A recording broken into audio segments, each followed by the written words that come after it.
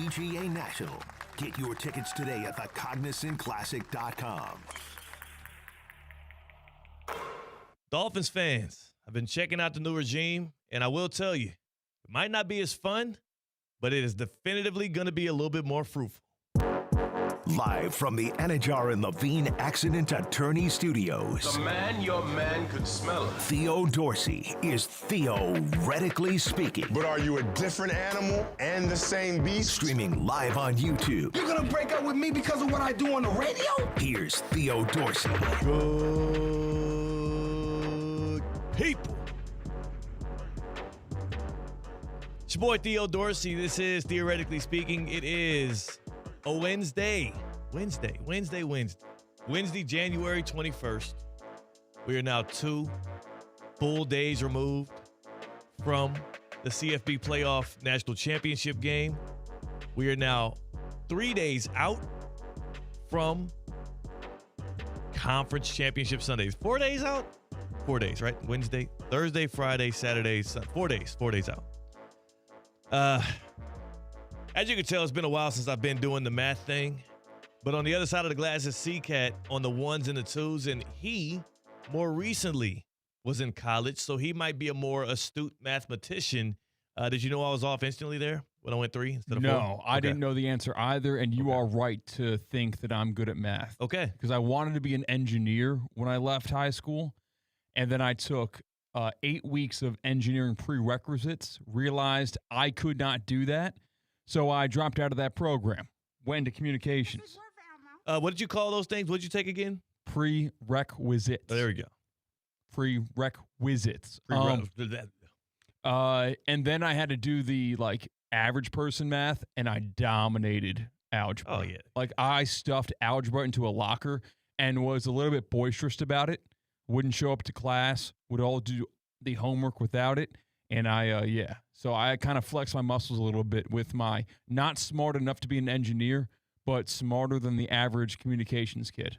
At that point, it's all about application anyways. It's like I had that level of I was always in the gifted and talented math and science classes. We've talked about this before. I didn't want to be an engineer, but all my teachers wanted me to be an engineer. And I never took the leap of faith that you did.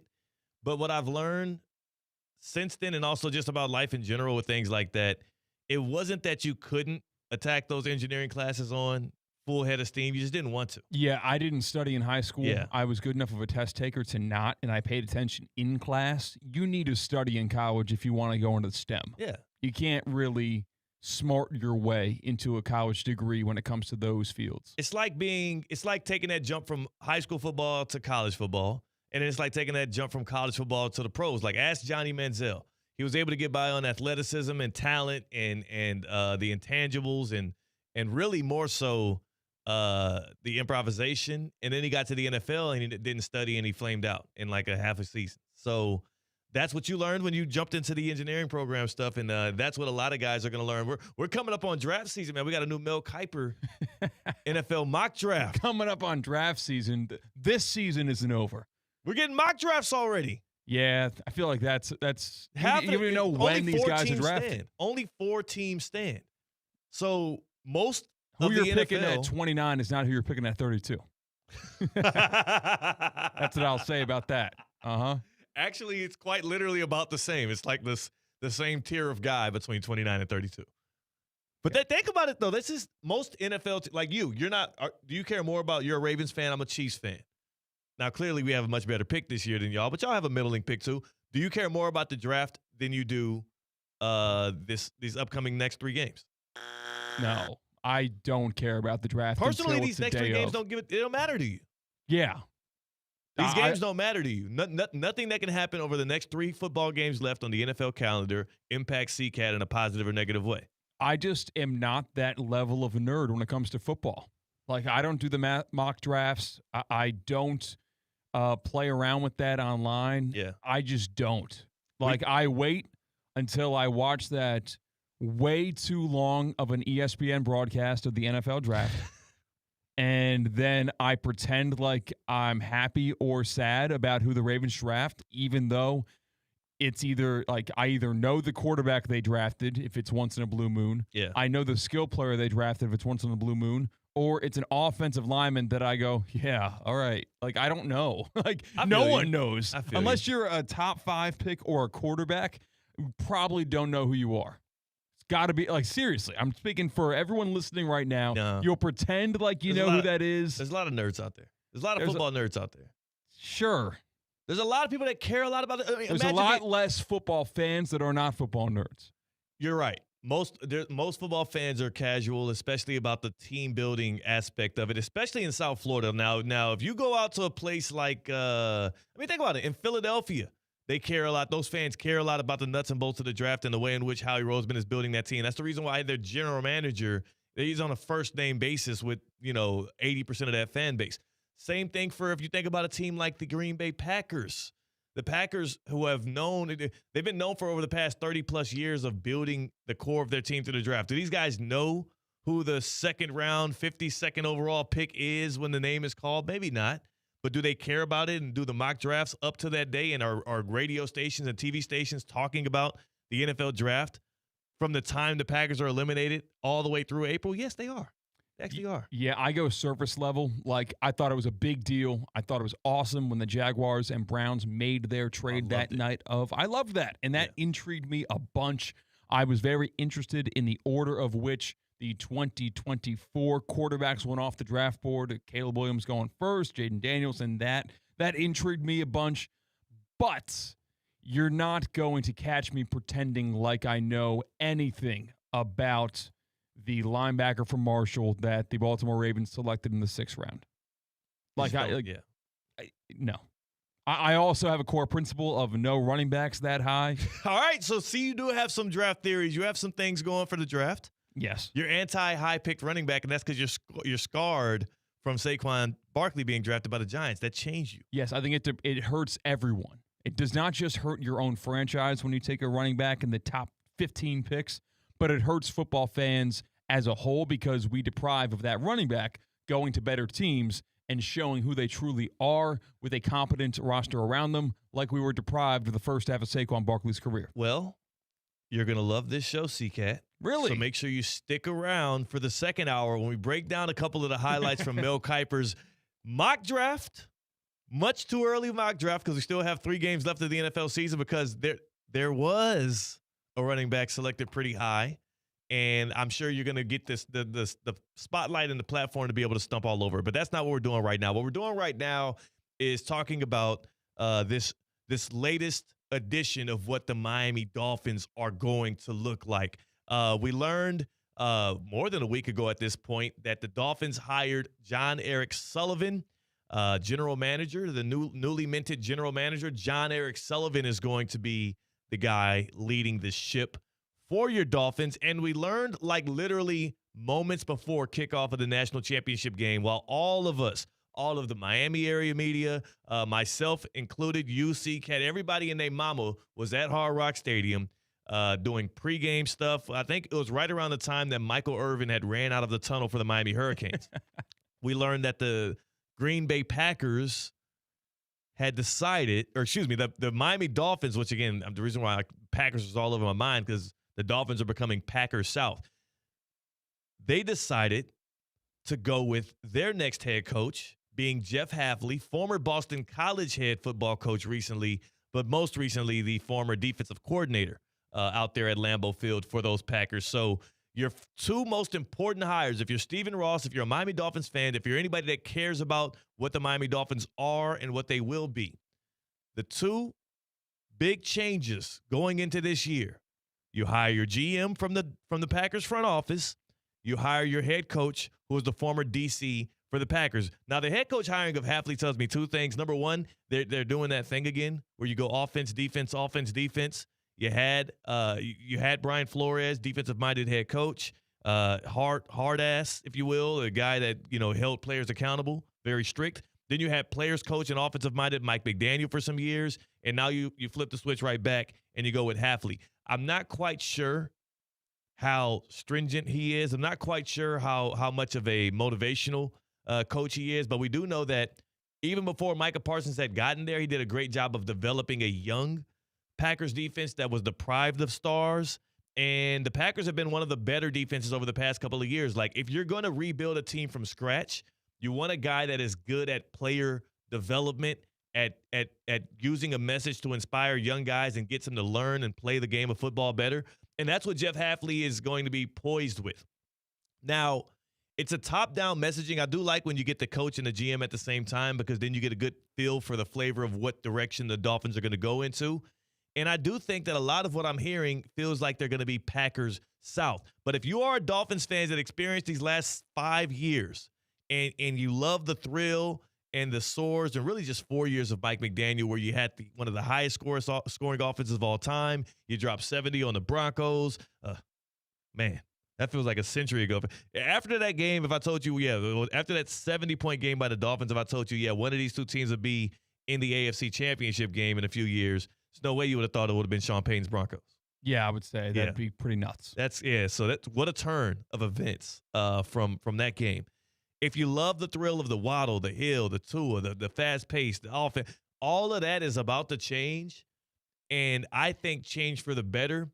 And I took the time to listen to a 15-minute interview the Miami Dolphins internal team had with newly minted general manager John Eric Sullivan. He talked about his plan for the team. He talked about the history of him being with the Packers and how he's going to bring a lot of that to the Dolphins. But most importantly, what is the number one criticism people have been giving about these Dolphins, both current, former, and players, as well as just guys around the league? Soft football team. Toilet paper thin. Mentally weak, soft. They show up small in big moments. We talk about their record in November and December. We talk about their record in cold games or against playoff teams. Everything about this team, the direction is pointed towards S, not South, but soft. Here is what, John Eric Sullivan, general manager, said about what he's going to look for in future Dolphins. I think mental toughness, physical toughness, you start there from a character standpoint. That's what you need. Now, that's the obvious thing to say, right? And you probably say that in every one of the 32 NFL cities that you touch down into, but it feels like it hits a little different here because that's what their biggest weakness has been. Yeah, as if there was a counterpoint. Like, well, hold on. Wait a second. Mentally tough? Yeah. I don't know about that. I need some empaths on my football team. Yeah. That's the thing, too. You're right. Like, him saying that is pretty much like not saying anything.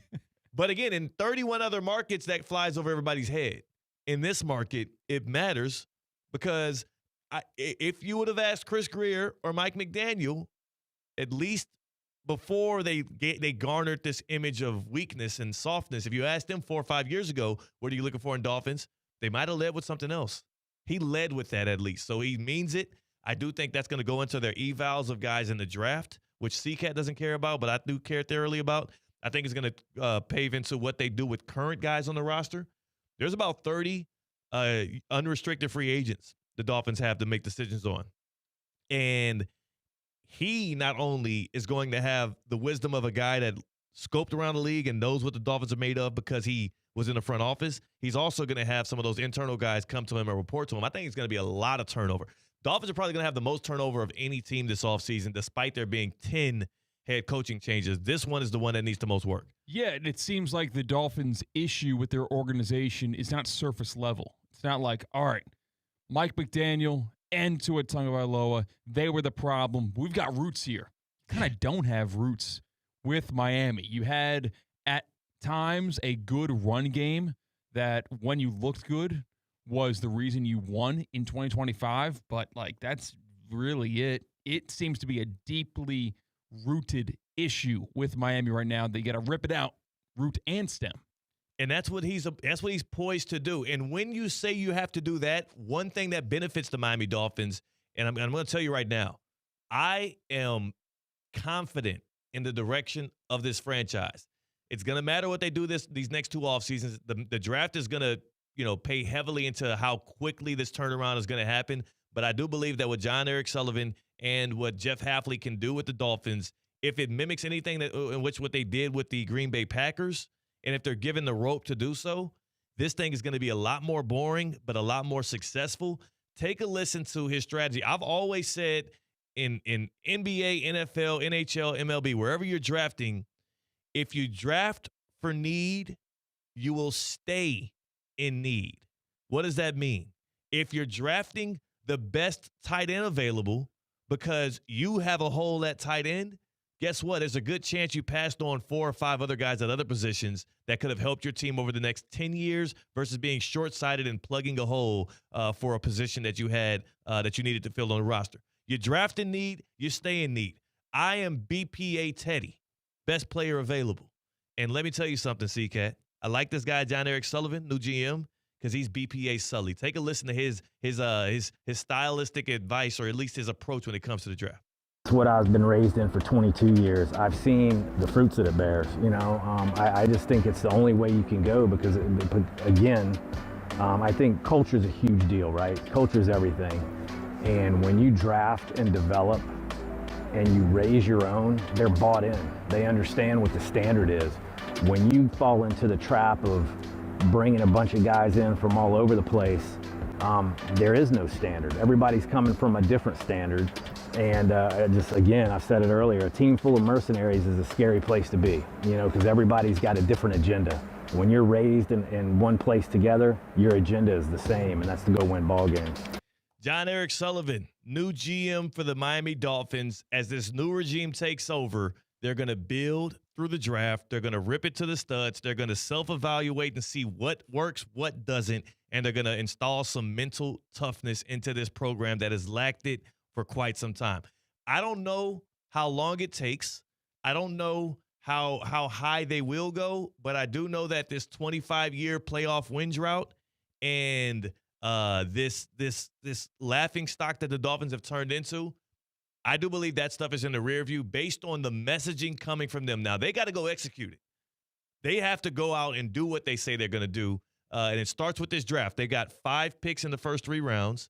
They have a top 15 pick, which they'll likely spend on defense if you're bringing in a defensive-minded head coach.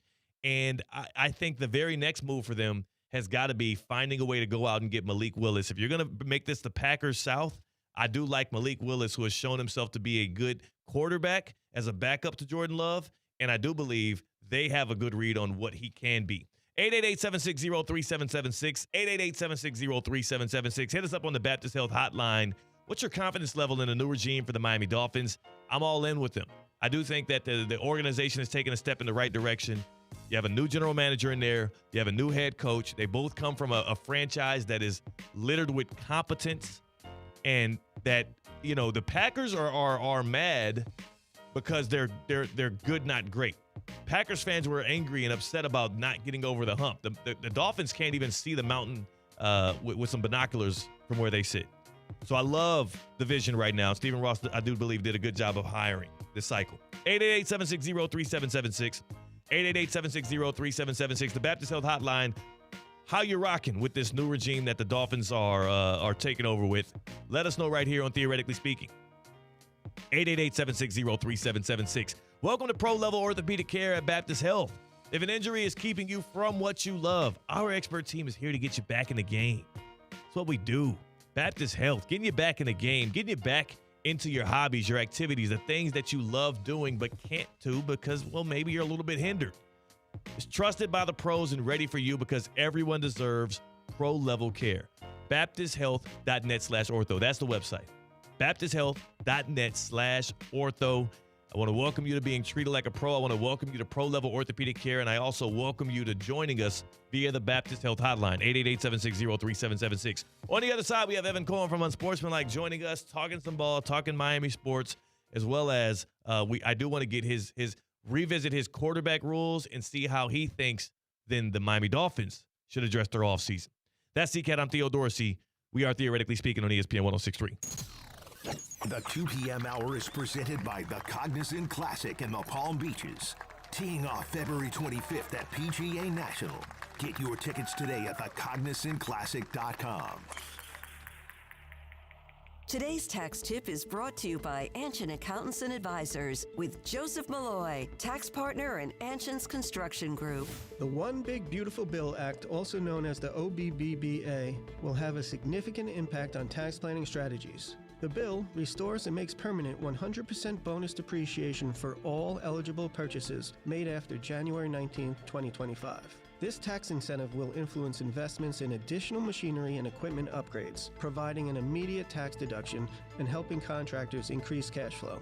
At Anshin, a partner-owned firm since 1923, we strategically guide construction companies through the new tax law to help them develop the right strategy and enhance profitability. If you're a construction executive or owner looking to maximize tax savings, let Anshin deliver value where others can't. For more tax tips from Anshin, visit Anshin.com. That's ANCHIN.com. Anshin Accountants and Advisors, helping you recalculate what's possible. Overheard at the Hard Rock Bet Party. No, you see, you get $150 in bonus bets after your first $5 bet hits. Did somebody say hit? Whoa, Ray Lewis? We were just saying if your bet hits. Huh. You know I love a good form tackle. We know, Ray. We know. Hard Rock Bet Sportsbook. Roll with us. New players bet $5, get $150 in bonus bets if you win. Payable in bonus bets. Not a cash offer. Offered by Seminole Tribe of Florida. Must be 21 plus and physically present in Florida to wager. Terms and conditions apply. If you or someone you know has a gambling problem, please call 1-833-PLAY-WISE. Hey, Culligan man. Good people. It's Theo Dorsey. Let's kick off the new year with a home upgrade that's a win for you and the environment. A Culligan high-efficiency water softener helps you use less soap, less detergent, and fewer chemicals. Talk about a game-winning play. Try Culligan today for 12 months interest-free. Visit Culligan.com for more information and to schedule your free water test. Or just say, Hey, Culligan man! At St. Lucie Battery and Tire, batteries came before tires. We've been selling and servicing all types of batteries for over 50 years. So when you need a battery for nearly anything, we have it, as well as the fast professional installation you need. We carry premium batteries for all your needs: automotive, commercial, marine, RV, and specialty. We also offer delivery and on-site installation, serving our customers quality products for over 50 years in the home of honest, reliable service. Go to slbt.com and book your next appointment.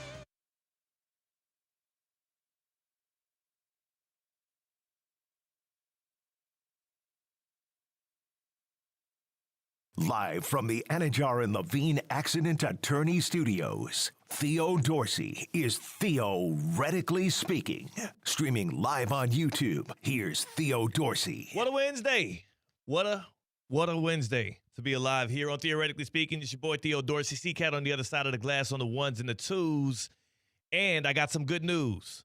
Not only do we have a very special guest for you all on this Wednesday, we also have a very special giveaway to give to you after his appearance. So if the name I'm about to call does bore you, it should excite you to know, and it shouldn't. You should be elated to hear this guy, but it should excite you to know that when he's wrapped up, we are going to be giving away tickets to the South Florida Fair. So, hey, you either stick for Evan Cohen or you stick for the South Florida Fair ticket giveaway because both are coming your way. And we start with the man, the myth, the legend from Unsportsmanlike. Hit the open. Because 4 hours a day just isn't enough. The Don of ESPN West Palm checks in from the mothership to share an awkward interaction, make an obscure rap reference, and raise awareness of Heat culture. From the Evan Cohen Memorial Studios, it's more Evan Cohen on ESPN 106.3. There he is. Welcome in. I don't How like what's going on here. What do you mean? What setup is that? If the name you're about to hear is going to bore you, that's the setup for me? If you know, here's the thing. Why put that in someone's head? I'm not putting it in anybody's head. I'm just saying, here's the thing. People might have heard everything you've had to say about everything going on today from 6 to 10 a.m. And maybe they're like, wait, more Evan? More Evan? I'm about to turn away. And then they were like, wait, I can get South Florida Fair tickets afterwards. I'm going to stick around. I will fight through the Evan Patriots takes. I don't know what your takes are on Broncos Patriots. I'm sure you're leaning Pats, but hey, I got a lot of faith in what's his name again? Jarrett Stidham to be able to make something shake this weekend. So what's his name again? What a setup. Let me tell you something. About Theo. I've known Theo for years now.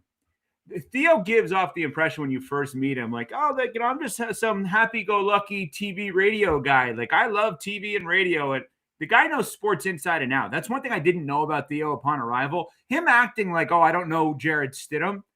Give me a break. I'm not going to fall for this setup here like this. No, that was genuine. That was genuine, man. I could be a I want to say one other thing.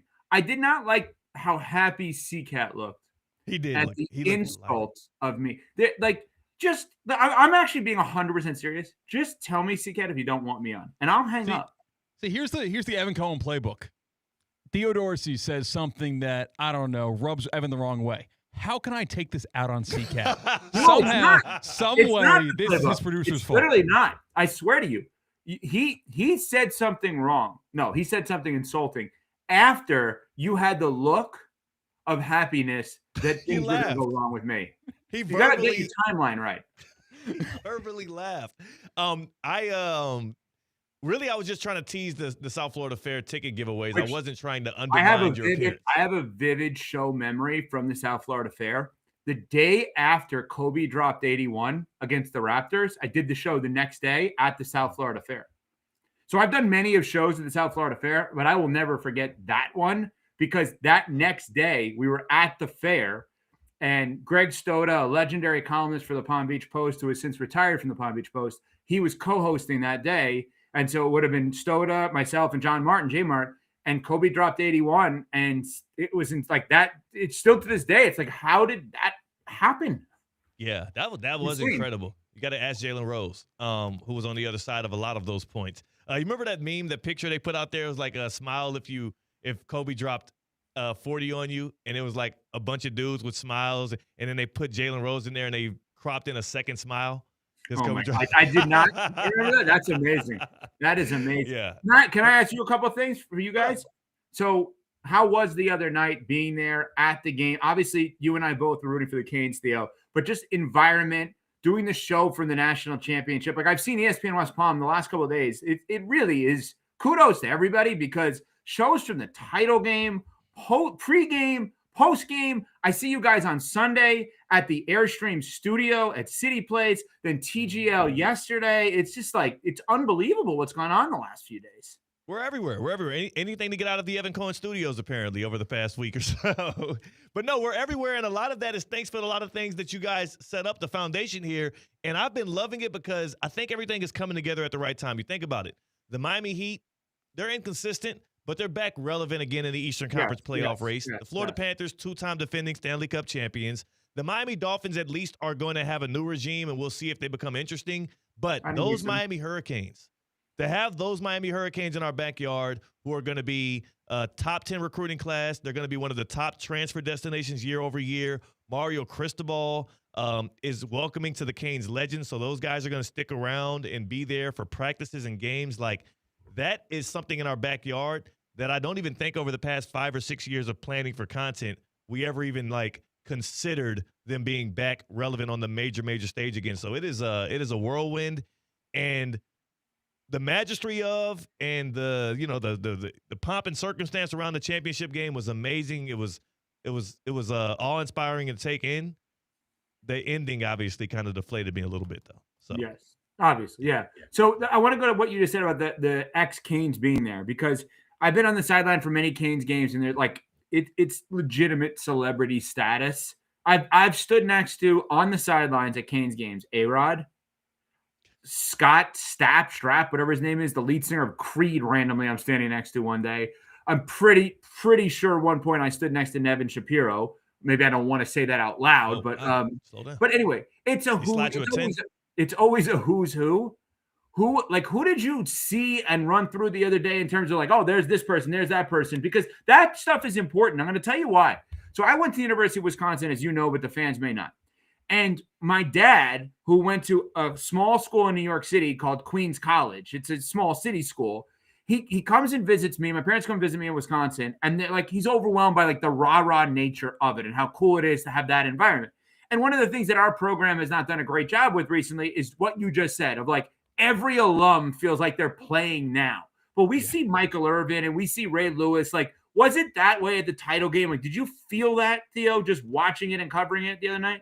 Yeah, we went down to the field before kickoff, about an hour and a half or so before kickoff, and literally as I was making my way to the Cane sideline from the Indiana sideline was, this is not to disparage them or anything, but there was no celebs, no former real athletes there that were recognizable. The most recognizable person that was on the Indiana sideline, well, he wasn't there yet, at least when I came down before the game, but he would be the guy. Yeah. Most recognizable person was SVP. Scott Van Pelt. Who's Maryland? Yeah. Who's Maryland? Yeah. But he was there for the broadcast stuff. He wasn't there to be on. So I'll make my way over to Miami's sideline, and literally as I get there, number one, it happened simultaneously with Michael Irvin coming out of the tunnel. So we got a great video of him being, coming out of the tunnel, being serenaded by Mike chants from the student section and from the crowd. I turn to the other side, and I have Fat Joe and DJ Khaled linking up, taking pics and doing videos. Then I look a little bit to the right here. Marco Rubio is right there on the sidelines. I'm like, oh, didn't realize it was him. I saw a lot of security personnel, and I said, okay, something's going on there. I look over here. Cam Ward, of all of the Canes legends, there was a rope, right? And it divided the celebs and legends and media folks from, like, the actual sideline. Cam Ward is such a damn football player that's super locked in. He's standing like near where the coaches are and stuff, nowhere near the cameras and the celebs and all. He's standing over there as if he's preparing to walk into the game and suit up. So he's separated a bit. But then there's Edgerrin James. There was who are some of the other Canes legends that were there? Who was it? Somebody asked me to take a picture of. I said Fat Joe already. Fat Joe was randomly in the mix there, and I'm not sure he has any Miami ties. Does he? Isn't he a New York guy? Yeah, but he goes back and forth between Miami and New York because I've seen him in a million. He's been like, there's a whole thing with Fat Joe. Are you a Heat fan or a Knicks fan? Because he goes to both games. But what you're saying is, when you're saying about the U back, because we have that conversation so often, there's so many definitions of that. The on-field stuff's there. Like the on-field from an X's and O's perspective, it's there. Assuming they get Darian Mensah, we would think. I mean, once this Duke stuff plays itself out, maybe they won't. I don't know. But they obviously need a quarterback. But they have to be villains. They have to embrace being villains, which they love. They have to have wins, which they have, and they have to have what you're showing on the video stream right now. They have to have Michael Irvin. They have to have Ray Lewis. They have to feel like if you're not there, something's wrong, because that's the way it was forever. And that's the coolest part about this is, like, we should expect them to be great next year, and we know that they're resilient because they had terrible losses this year. They bounced back, and I get the team's not going to be the same next year. But there may be Jake Paul was there. There may be parts of the team that are better next year, honestly. Yeah, I think the team it's going to be hard to replace Ruben Bain, Francis Maui-Noah, and Akeem Mesidor. It's going to be hard to replace those special players in the trenches.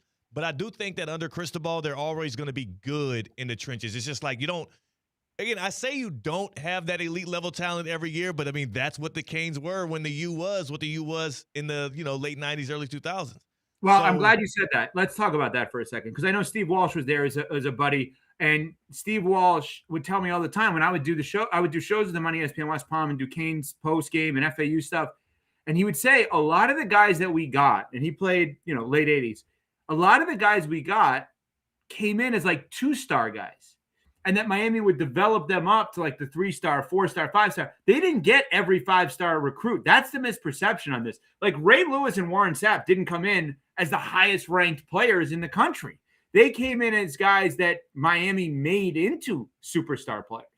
Yeah. And so that's where, if you have the faith in Cristobal / the other guy that I think is totally unheralded, and I think we've talked about this, is Jason Taylor as a defensive line coach. Like, I'm surprised nobody's knocking on that door for big opportunities for him. No, it is surprising for Jason Taylor, who it seems like he will be back with the Canes next year in that same position, and he loves it. I saw Jason Taylor after the game. He was one of the few. I saw Irvin as well. A lot of them obviously emotionally wrapped up in what could have been and how close they were to getting the win. But Taylor was going player to player, putting his arms around them, giving them messages, talking and coaching them through how to deal with this, this desolate place that they feel like they're in. And you could just tell, because I start to forget every now and then that Jason Taylor is not a former Miami Hurricane. Right, he's right. Isn't he like an not even zip close, or something like that? Yeah, like not even close. Yeah, he's not a Miami guy. He obviously played for the Like Dolphins. they would have never time. looked at him. He played in such a small, like, school kind of environment. Yeah, so like it just is weird to see him so balled in, but he feels like a Cane now.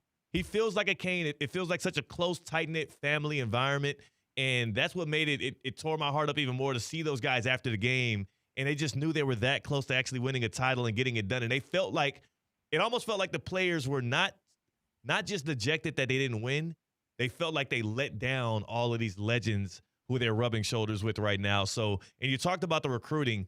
Miami's in a good position because of the players they have. Malachi Toney He was a 3-star Yeah. coming out of American Heritage. That's the point, right? What does he feel like now? A 10-star. I was about to say he's like the second. He's a top 3 player in the nation, no matter how you cut it up, especially when you take quarterbacks out of the equation. You know what? I got to remind myself for next week. Mel Kiper joins us every Wednesday in our show. Yeah. I'm interested in asking him if Malachi Tony was draft eligible this year, would he be a first-round pick? Oh my goodness! I would think yes, right? I say yes, he would. He would. I mean, look at what he did in the national. He went 10 catches, 120 yards in the national championship game, plus a rushing touchdown.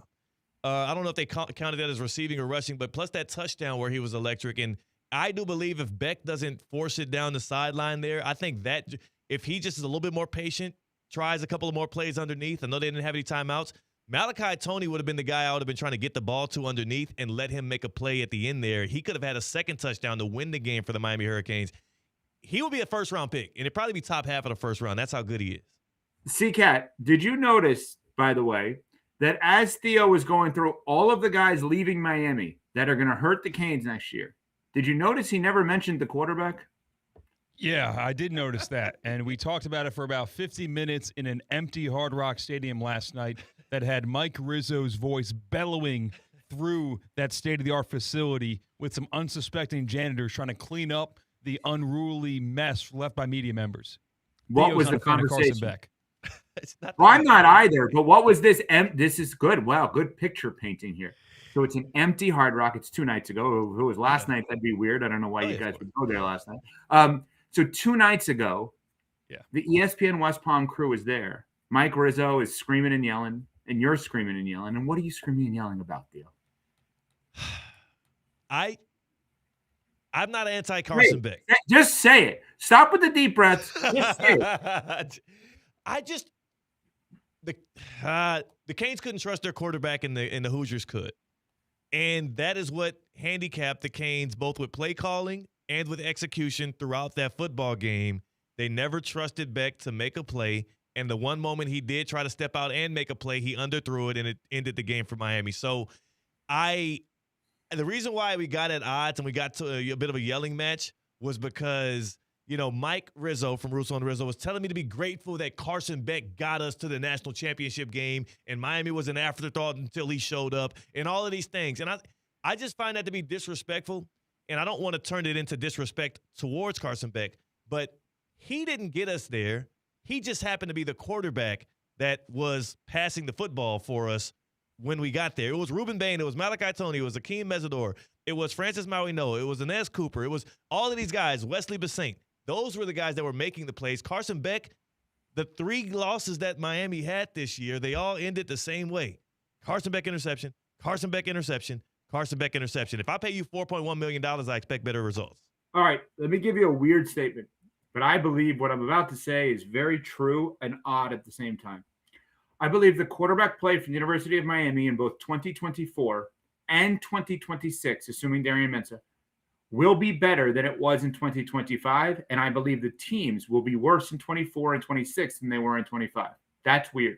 Because Cam Ward definitively is better than Carson Beck, and I think Mensah will be better than Carson Beck, but I think what you learn is Miami may be at their best when they don't rely on the quarterback. Because think about some of the great teams in Miami history.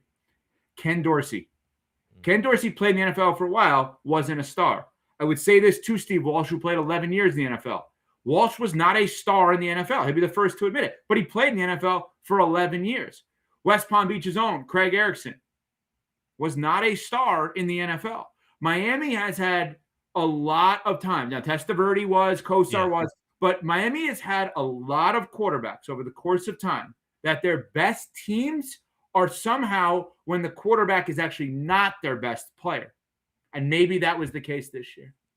We're going to find out because next year we'll see if the team takes a step back or a step forward, but they definitively will have a better quarterback at the most important position in team sports. Evan, good luck to your Patriots this weekend, and we'll stay in touch and appreciate you dropping some golden nuggets for us here on Theoretically Speaking. I just got to stay in touch from you. I talk to you all the time. I got to stay in touch. I got to stay in touch, Theo. Stay in touch. Sign off. It's just like I got to stay in touch. Who gets to stay in touch? I got to stay. I don't want to stay in touch. Goodbye. I'm not staying in touch.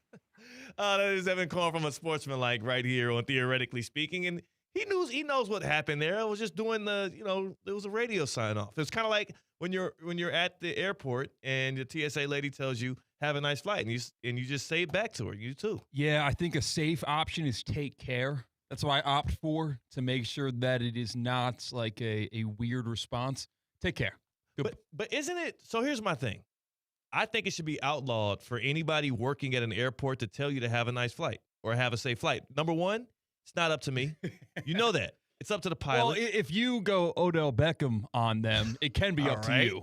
All right. So the 0.0001% of people that go Odell Beckham, it could be. Outside of that, just tell me have a nice day. Or tell me have a good one. Tell me goodbye. Because a lot of us are in autopilot. I might not have a lot of sleep that I'm working on. I just got done going through a lot of BS to get to this point. You know that I'm just trying to get through. And what ticked me off was a couple of weeks ago when I was doing the travel for the Fiesta Bowl, a lady, I bought this, first of all, breakfast enchilada. I think it was at the Fort Lauderdale airport. A little messy for breakfast, no? It was a breakfast, not enchilada, I'm sorry, a breakfast empanada. There you go. Thank you. That was pretty smart. Breakfast empanada, it was great. It hit. It was the only thing that was redeeming about that airport. I love PBI. And the lady told me to have a nice, safe flight. I told her, you too. I noticed it. She noticed it. We're supposed to both move on.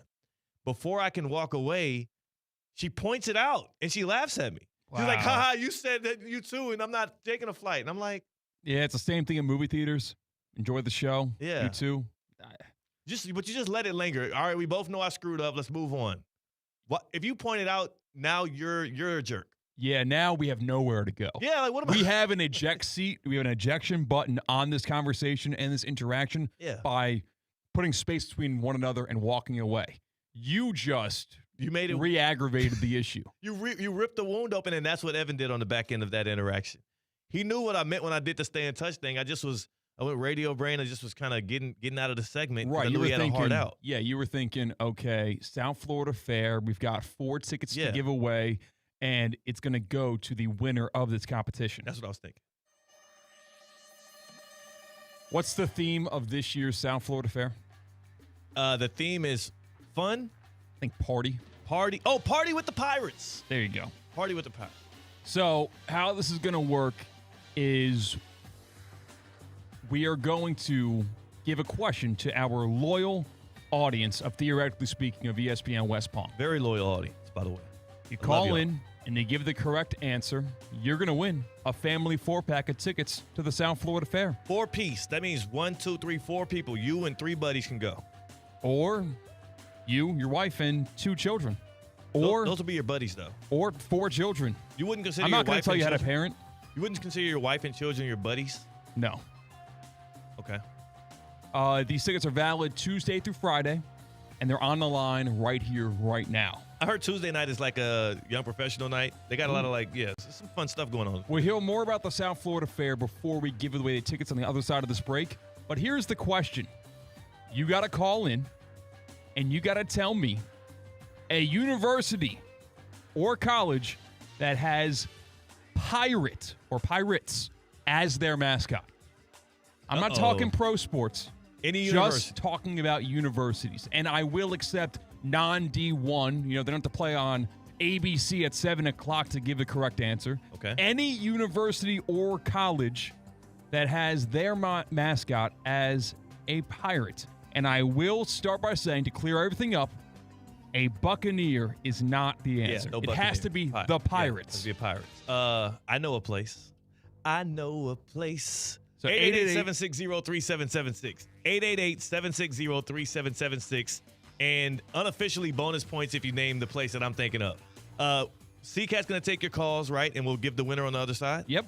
888-760-3776. 4 tickets to the South Florida Fair. And C-Katt, I want to hear which college/university they pick, because if they pick the right one, bonus points for them. We're going to go to break here. Please call in. Get your South Florida Fair tickets. 888-760-3776. The winner on the other side on Theoretically Speaking on ESPN 106.3.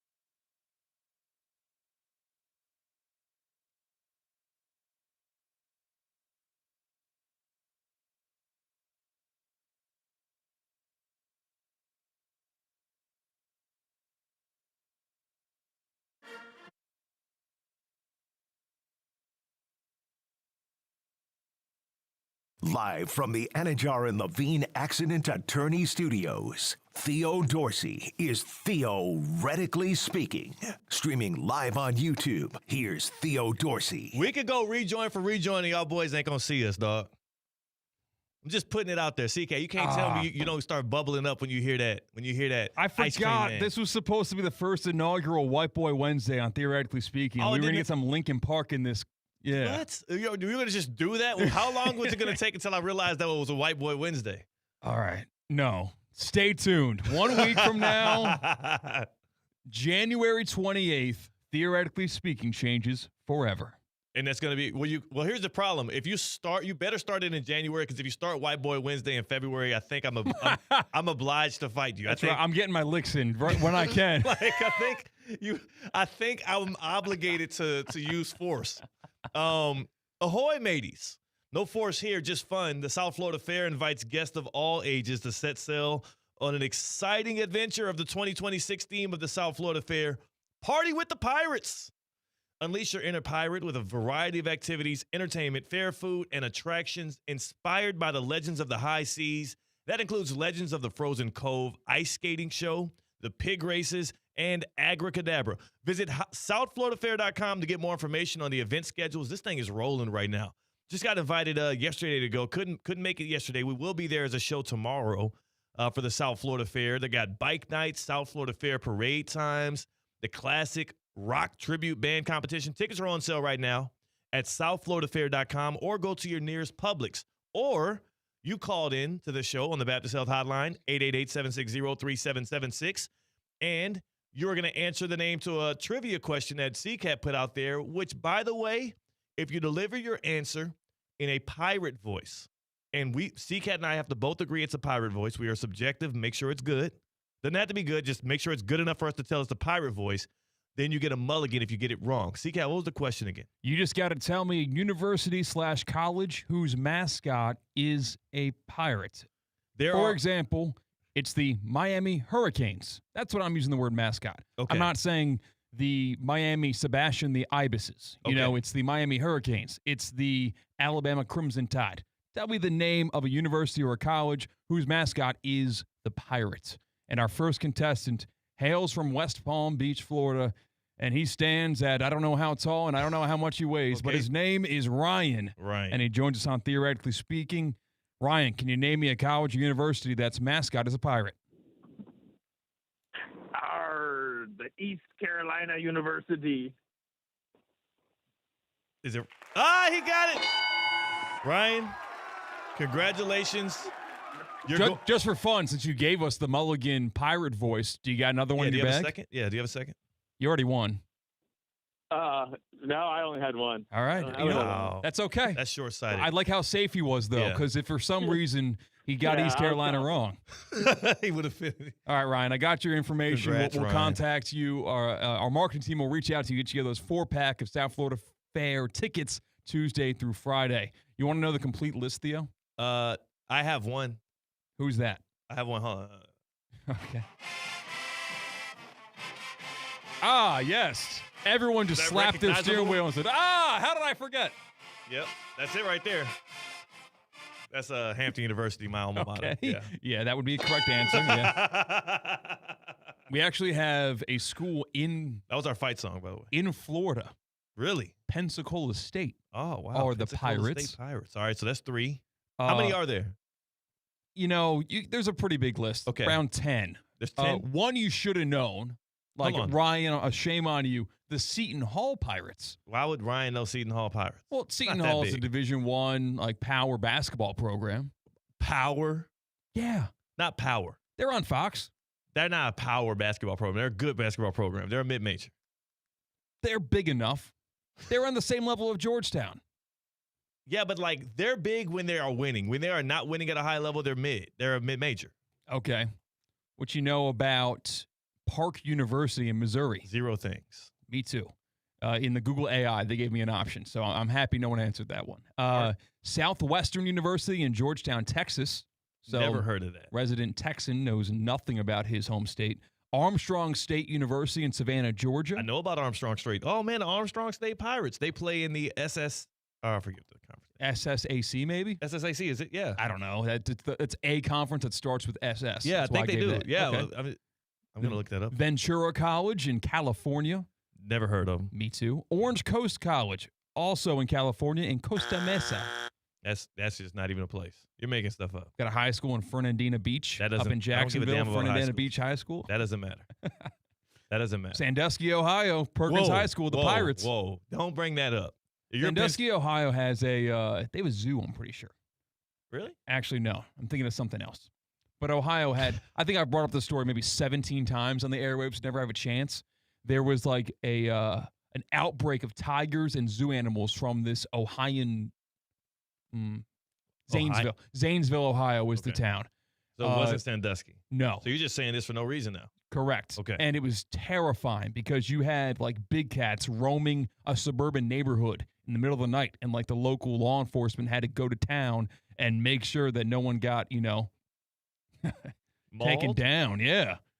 Imagine walking across the street and all of a sudden you see a lion. I would think it's AI. Today, if I saw a lion outside on the street, I would not even be bothered. I'd be like, oh, somebody's doing some AI crap right now. I'm busy. And then out comes the Impractical Jokers. It's like, oh, it's Joe and Q and Murr and Sal. Stop. The joke's on me. Here's, first of all, what?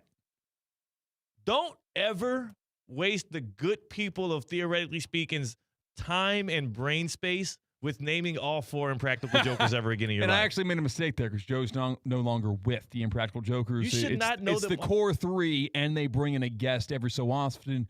Eric Andre, Joey Fatone every once in a while. Jeez. You watch way too much Impractical Jokers. That's the supreme hotel bed viewing is Impractical Jokers. How about you step outside of the hotel and visit the city you're in? Unnecessary. Unnecessary. That city is normally like Orlando. Like that's what I'm painting the picture right now. Is you're in town for an event or something. There's a lot to do in Orlando. But yeah, Joe, Sal, Q, Murr, they got me through high school, man. Don't you know the full lineup of Mythbusters too? Well, you Just two got the guys. core 2, which is Indiana University alum Jamie Heineman. He's the one that would wear the is it called a Kangol hat, beret-ish, but not a beret. And then you had Adam, who was more goofy and had the orange hair on Discovery Channel. You also had that core 3, rest in peace, Grant, Tori. I forget who the girl was.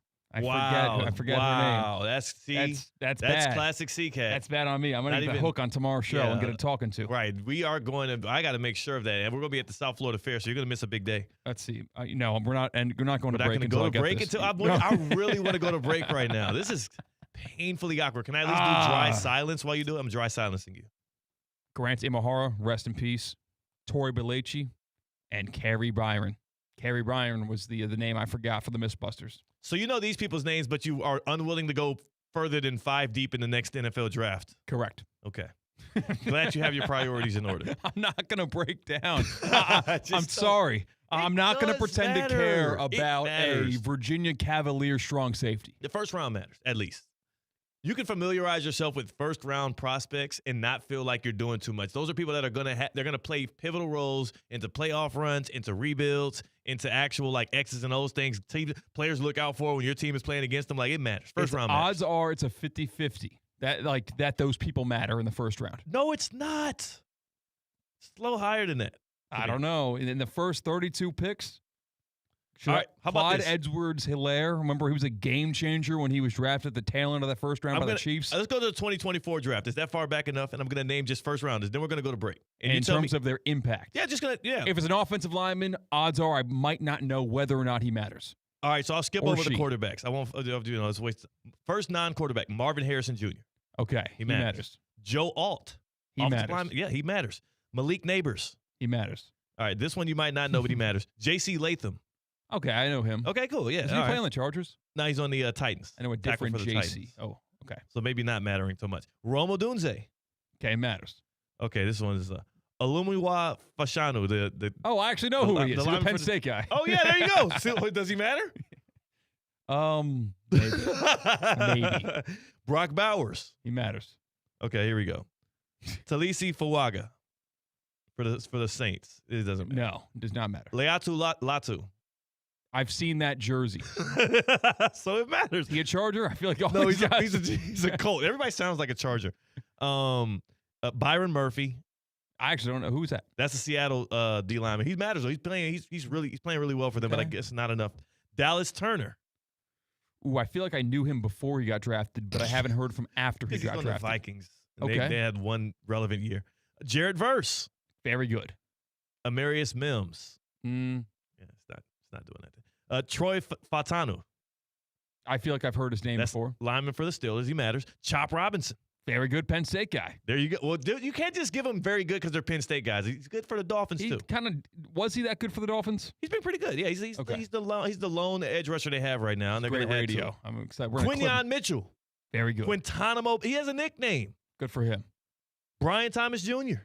This is Good. just the first round. Terrion Arnold. He has a podcast. For heaven's sake. I'm just saying. That was just 2024 first round. These guys matter. All right. Did you complete the first No, I round? didn't. there? Did you want me to? I thought. No, I'm just making sure. I mean, you're kind of quitting while you're ahead here. And, I did. Yeah, I did. I feel like you had the keys there. You had editorial. You might have skipped 4 names Why that would you- are working at Publix right now. Well, I did. No, I did every name. I didn't skip anybody. I kept my integrity, and then I just bowed out because the next 5 names are Jordan Morgan, Graham Barton, Darius Robinson, Xavier Worthy, Tyler Guyton, Nate Wiggins, Ricky Pearsall, Xavier Leggett. These guys matter. We're going to do some mock draft stuff, though. Emil Kiper on the other side.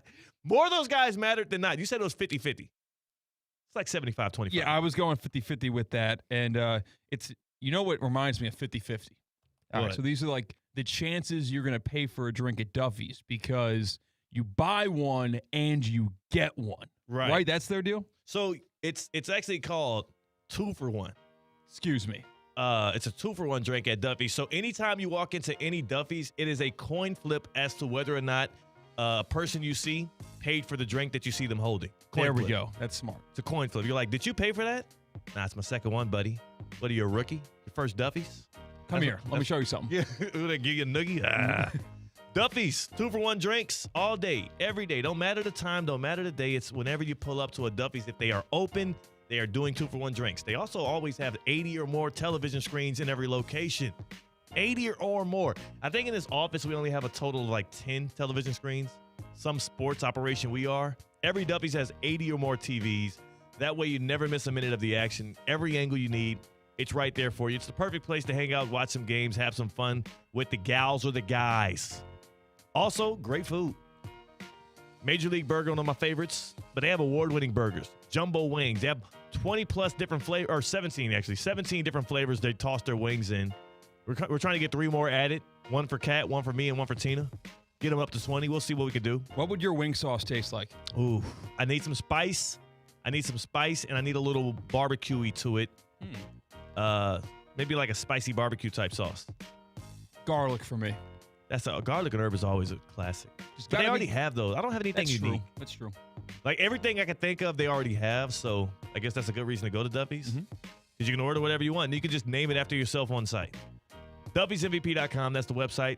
Duffy'sMVP.com. You can start tracking your awards today. Duffy'sMVP.com. At Duffy's, our game is always on. On the other side, the happy hour, we do a real NFL mock draft. I'm not going to walk you through the boring list of names, but I am going to point out the top 5 takeaways from Mel Kiper's mock draft that he released today. And a lot of it is Miami and South Florida centric. Also, a couple of quarterbacks picked. Interesting. C-Katt's on the other side of the glass on the 1s and 2s. I'm Theo Dorsey. We are live on ESPN 106.3.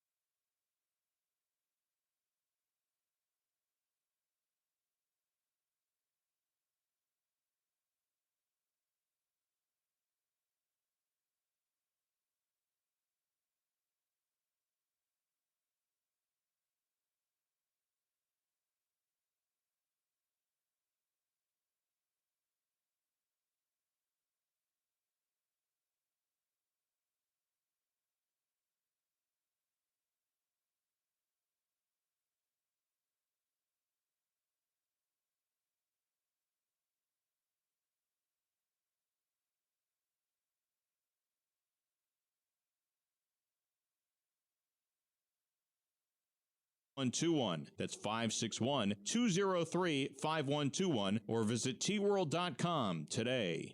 Hi, I'm Janice Ridenour from J. Zello & Associates. For nearly 30 years, my firm has worked alongside business owners and their teams, helping them truly understand QuickBooks with clear accounting guidance, proven workflows, and hands-on training. We offer customized QuickBooks Online training delivered in a supportive, judgment-free environment so you can learn at your pace. If you're stressed about your books, you don't have to be. Get trained, get confident, get it right. And when you need ongoing support or you'd rather have it done for you, our experienced team is here to help. Visit jzillow.com and schedule your free consultation today. My name is Whitney Allen. I am a widow. My husband Ryan died. We never thought in a million years we'd have to use life insurance. The unexpected happened. With Ethos, it is so fast and easy. It's 100% online. You can get a quote in seconds, apply in minutes, and get same-day coverage. No medical exams, and you can get up to $3 million worth of coverage through Ethos. Get your free quote at ethos.com/game. That's ETHOS.com/game. Time spent on application may vary. Online health questions required. Talk about stepping up. Bang! Bang! It's time to level up your game. Introducing the all-new ESPN app. All of ESPN, all in one place. Your home for the most live sports and the best championship moments. The electricity is palpable. Step up your game with no annual contract required. It's the ultimate fan experience. Level up for more on the ESPN app or at stream.espn.com. Sign up now. Hi, I'm Michael Manzo, owner and founder of Manzo's Italian Deli, and Stop, Dad. After 20 years, people are tired of hearing your voice. Yeah, and your lame-ass commercials. Fresh prosciutto, mozzarella, outstanding. Oh, please. There's only one reason Manzo's is voted #1 deli in Palm Beach County for 20 years. Our mother. She makes sure you prepare everything from scratch using only the freshest ingredients. Manzo's Italian Deli is located on Palm Beach Lakes Boulevard, right next to Rain Dancers. Is that a strip club? No, it's a steakhouse. Manzo's is open weekdays from 8 to 5 and offers free delivery. So stop by or call 697-9411. That's 697-9411. we also specialize in hot and cold catering for corporate functions and special events. Just ask anyone who was at my last birthday party. Live from the Anajar and Levine Accident Attorney Studios. The man your man could smell. Theo Dorsey is theoretically speaking. But are you a different animal and the same beast? Streaming live on YouTube. You're gonna break up with me because of what I do on the radio? Here's Theo Dorsey. Good people. It is your boy Theo Dorsey. It is the happy hour.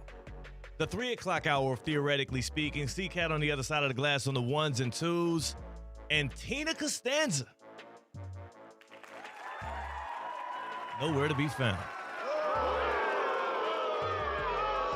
Ain't that a damn shame, C-Katt? She left us high and dry again. She was gone for a trip and comes back and is gone. She's an absentee show host, but you know what? Maybe she's doing something super busy. Is it a big meeting or something? What is it today? I think she got in trouble for talking crap about the bachelorette trip that she went on over the weekend. She got yanked for that. Will she be with us tomorrow at the South Florida Fair? Because people do love Tina. They come for Tina's takes. They come for the happy hour, for the cocktail of the day. Like, is she gonna be there tomorrow? Believe if I know, man. She's missing it. We just learned from intern Saveva that we have an Italian base that is joining us for the first time. And if they join today and they're watching us today from Italy and they're looking forward to seeing Theoretically Speaking, they want to see all of us together. They're probably like, you know what this show's missing? Maybe as Mike Rizzo 4 to 6 likes to say, a paisan, Christina Costanza. What does that mean?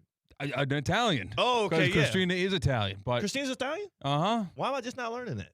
I don't know. We've talked about it on the show before. We've never talked about it on this show. The only Italians I know is Mike Rizzo, because he's a Sicilian. Oh, yeah. I forgot that was the Party caveat. foul. Yeah, I'm sorry. And then Colin Russo is, and then you got a little Italian-y. Yeah, I am. I went to Italy this year. It was fun. Mm-hmm. Do you consider yourself Italian, or do people ever? You know, I'm a melting pot. I consider myself American with Italian roots. A little bit of this, a little bit of that. You know, the best of everybody is combined to make me. You look at my lineage, and there is a part of the world just on every part of my DNA. So I am the final form of human life. Okay.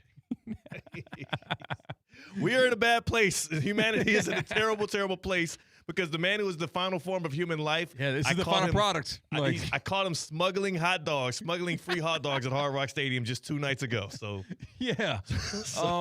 What did I have for dinner last night? I had a Korean bowl, so I'm getting back on track. Okay. Like, I slept in way longer than I planned to today. That national championship game did irreparable damage to just me in general. Yeah, it's rough.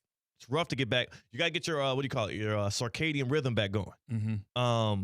They say sunlight early in the morning. What you got to do is when you stay up way later than you used to, you got to wake up early. Yeah, and just tough it out. You have to thug it out. You have to get up early and then walk outside, hit some sunlight, get that rhythm back going.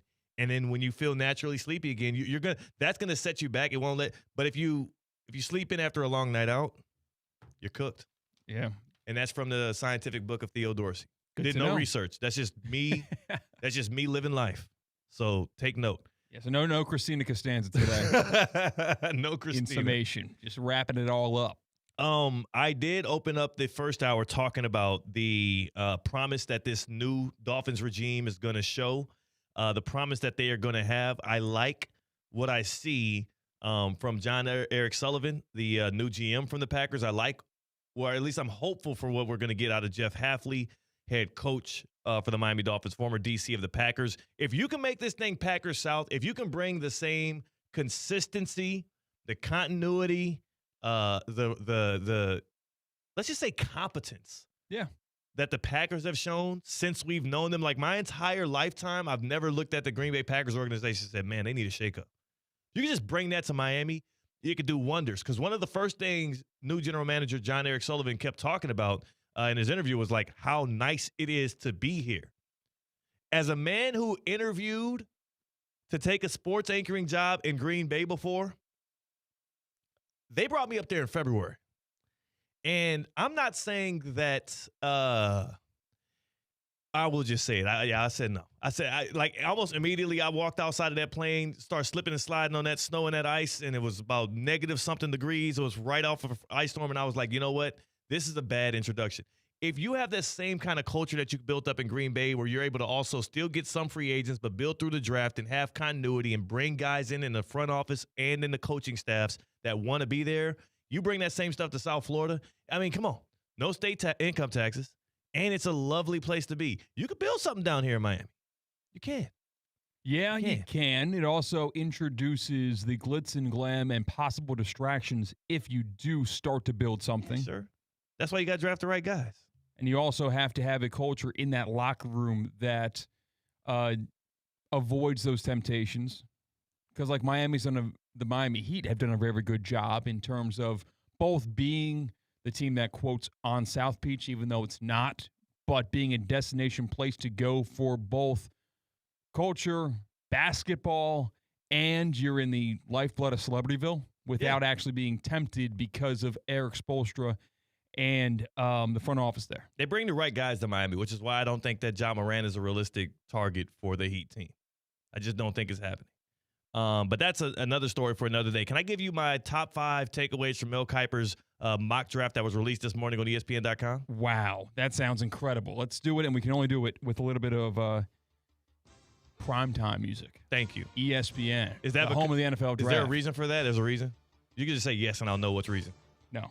Oh, no. I like it. I like the NFL draft music anyways. I thought you were using top 5 Tuesday stuff, and I thought it was like a copyright issue. No. Yes, actually. That is another reason. Yeah. Well, I know you're pro Drake, so it wouldn't have been an anti-Drake thing. You just said Top 5 Tuesday. Pal, look at the calendar. It's Wednesday. Okay. Well, do we ever stick to days of the week on this show? No. We're just living on one, what they say about time is a flat circle. All right, so Mel Kiper dusted off the mock draft machine and told you, Theo Dorsey, what is going to happen come, when is it, March? April. Come on, stop acting like you don't know the I don't know the draft. I don't. All right, the college football season is over, so that means it's mock draft season for most of the NFL. And my top 5 takeaways from this draft, I'm going to start with one that might draw ire from C-Katt. Number 5. With the 9th overall pick, Mel Kiper has the Kansas City Chiefs selecting Notre Dame running back Jeremiah Love. Now, C-Katt, we talked about this earlier. You hate when teams draft running backs in the front end of the first round because you think that it is a lack of value pick. It's going to set back the running back and it's going to set back the team. Can you draw a caveat for a team like the Chiefs that are supposedly going to be a contender next year? How good's their offensive line? Pretty good. Like, I would say about a B. I wouldn't go B+, about a B. How good is their defensive line? Is it still as good as it was 2 years ago? It's a little rough. They actually need some help on the edges. Okay. They need pass rush. I would say the offensive line is actually a B+. Pretty good line. You just need to replace your right tackle. On the defensive line, they need more of an edge rush around Chris Jones. So, yeah, they can use an edge rusher. All right, draft grade, first round, Kansas City Chiefs, F. Wow. We're not drafting running backs out here. But he's Jeremiah Love, so he's supposed to be a transcendent star. He's supposed to be somewhere in between Bijan Robinson and Jahmyr Gibbs. He got bottled up at Hard Rock Stadium in late August. Come on. I'm with you. Playing against pros. That's what he's going to do in the NFL. But there's a lot of people mocking Jeremiah Love to the Chiefs. I'm with you, and as a Chiefs fan, I don't want to see it. But again, we see this year over year. Bijan, we saw it with Ashton Jeanty last year, and it didn't go well. And now we see the Chiefs in position to do it again. I would advise against it, but who am I? Who am I to argue with Mel Kiper's, big board here? Can I go with the next Mel Kiper takeaway? Please. Number 4. The Miami Dolphins at number 11. They have a lot of needs, C-Katt. Where do you think Kiper went with this one? Because Ty Simpson was available. Okay. Quarterback from Alabama. Right. You immediately like a think position. Is quarterback. Yeah. But you look at the quarterbacks that are in this draft, and the 11th pick is pretty high price to pay for not Fernando Mendoza. Right. I don't think he could do it. I think that the Miami Dolphins traded back. Wow. Well, it's too early to be mocking trades. He went with Keldrick Falk, a defensive end out of Auburn. Not going to sit here and break it down, but what I will say is when you hire a defensive head coach in Jeff Hafley and you are looking to reset the culture in Miami, you have to go best player available, and you most likely want to go defense here, and I do like the pick there, them building up the trenches on one side of the ball. This is a team and a franchise that needs a new identity, and an SEC defensive end, one of the top ones in this upcoming draft, I think that makes a lot of sense for the Dolphins. So this is one of those savvy but boring picks. And last year, let's not forget, they got Kenneth Grant, defensive tackle last year in the draft. So if the Dolphins build up a good defensive young core and you bring in Jeff Hafley, who is known as a defensive coordinator, at least with the Packers, and then also with his time at Boston College, he has been known to be able to develop young players on the defensive side of the ball. This, to me, is the perfect pick. Perfect culture fit with what they're trying to do in Miami as they try to make it the Green Bay of South Florida. Next, Mel Kiper mock draft takeaway. Number 3. This one, I believe, is going to probably upset some people in the area. But at number 16 overall in the first round, the New York Jets, Jets, Jets. They draft quarterback Ty Simpson. They draft quarterback Ty Simpson out of Alabama at 16 overall. And C-Katt, my issue with this, and I'm curious to know if Jets fans, if you're on YouTube at ESPN South Florida, comment, let us know what you think of the pick. If you are listening, we'll save some time for some recap as well on the Baptist Health Hotline, 888-760-3776. Wouldn't you feel like this is one of those years, especially with how quarterback-rich 2027 is, that you don't waste a premier pick on a middling quarterback prospect, but you beef up on positional players, kind of like what you did a few years ago when you got Sauce Gardner and Garrett Wilson in the first round. I think the Jets should get 2 players, positional players of elite value, and punt on quarterback until 2027 and maybe go get one of those veterans in the market to give Aaron Glenn a year 2 chance. You pair Aaron Glenn with a Ty Simpson for this next year, you might as well fire him today. By the way, Mel Kiper had them getting Arvell Reese with the number 2 pick. Arvell Reese, linebacker from Ohio State, a very highly touted prospect, the guy that's been comped to Micah Parsons. What do you think about that, them getting a quarterback with the 16th pick? Didn't the Jets draft a quarterback from Alabama already? Or am I crazy? Well, I mean, a long, long time ago. I think I'm crazy. You think it was Joe Namath? No, I'm thinking of like Alabama Dynasty around the turn of 2010s, but I think I'm wrong on that. No. Yeah, I don't like reaching for A.J. McCarron that high. Or that was a Freudian slip. Ty Simpson that early doesn't make sense to me. I want the Jets, if I'm them, to do what the Browns did last year to a lesser extent, because whatever player is the best available when the Jets are up won't be as high as a commodity as what's his name? Ty Simpson. No. Travis Hunter. Oh, okay. So you're saying they should trade back? Yes, I think they should trade back. Again, they have a lot more needs than just one quarterback. Smart. That's pretty smart. Actually, if you can find a good trade partner at 2, they should trade back at 2 and then still pick like you need to plug as many gaps as possible if you're the Jets, because you're likely going to lose Breece Hall as well. But again, see, I think I have a pretty a very basic philosophy when it comes to drafting high. It's either get the quarterback that you believe in and trust in and not the one that you settle with, or trade back. It's very boring. Not mad at that. Here's the second takeaway from Mel Kiper's mock draft now that the college football season is wrapped up. Number 2. Fernando Mendoza goes number 1 overall to the Raiders. I have yet to see a mock draft that doesn't have the Raiders picking him, especially since Dante Moore announced he's returning to Oregon. C-Katt, you and I were in the house at The Rock when Fernando Mendoza took on that Miami vaunted defense. He made the right plays in the big moments, 4th and 5, 4th and 7, and the scramble for a touchdown there. Does he strike you as a guy that is going to be a surefire franchise QB at the next level? Just off of vibes, off of field. I know we're not here grinding tape or anything. Off of vibes, off of field, no doubt about it, right? Because you have no question about his character. You have no question about his dedication. And he's big, right? We're kind of becoming increasingly biased towards if there is no size concern in your quarterback, that it's one box to check off that you don't have to worry about someone seeing over the offensive line. Size matters at quarterback. Size matters, and that's one thing you can't fix post-draft. Yeah, when we saw this rushing touchdown in the opposite end zone. Got to get to the 8. He's going to take off and run. Mendoza weaves his way first and goal, diving toward the end zone. Touchdown! Dude, that was insane. Like the relentlessness, the toughness, and the build, and the strength, and the situation, time, down and distance, and score. You telling me that you could have that guy in your roster right now because you are currently on the clock and you don't pick him? It'd be tough to stomach that. You got to take Mendoza and take the easiest option available at your biggest need. South Florida is dominating the sports or the NFL as of late. The last 2 Heisman Trophy winners from South Florida, Travis Hunter, Fernando Mendoza. This would make the last 2 number 1 overall picks a guy who played his last year of college ball at Miami, and then a guy who is from Miami, Fernando Mendoza. And on top of that, Fernando Mendoza, who won the Heisman, he would be the 3rd player in modern football to go from Heisman Trophy winner, undefeated national championship season, and then number 1 overall. Can you name the last 2 guys that went Heisman, national championship, and then number 1 overall in the NFL draft? Undefeated throws a wrench in the gears. Undefeated, yep. I can't think of that. Was it a running back from Alabama? No, quarterbacks. It has to be quarterbacks. The last 2 quarterbacks, one of them still active, one of them is an active ESPN analyst.